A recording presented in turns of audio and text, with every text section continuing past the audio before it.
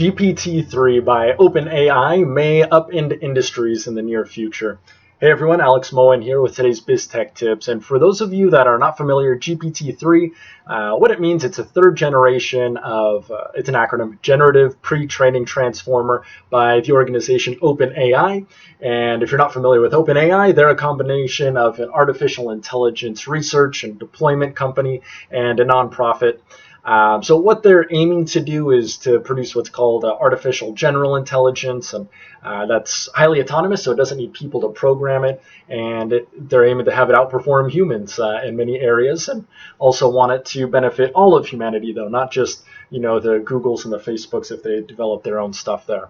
So OpenAI, it's made the headlines. You probably heard in the past, like they defeated the world champion of Go. Go is actually a game that was thought by many in the field that humans would never be able to surpass because the number of potential moves is actually more than the amount of atoms in the universe. So they thought it could never calculate it properly there, or that at least it wouldn't happen for many years, but it was ahead of time there. And then last year, OpenAI, they received a supercomputer from Microsoft, and Microsoft said it was the fifth fastest supercomputer at the time. So what are they up to now? So they've got some mind-boggling stuff. So I'll put a little video right here. So what you can see, it's exploding on Twitter right now. It's a video showing AI. It's able to take human language and then turn that into a design and then provide the code for that design. So essentially, it's like understanding what the person wants and then programs it for them.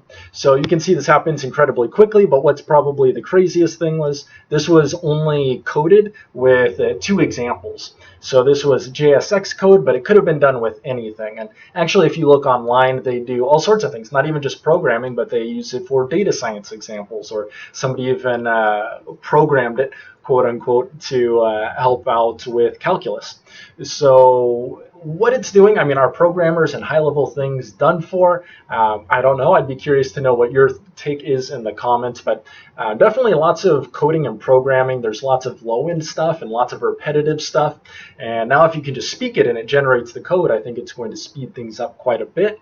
I don't think we're quite at the point of eliminating programmers or those other high-level positions, but who knows? And who knows how much longer it'll take to develop and take things to the next level.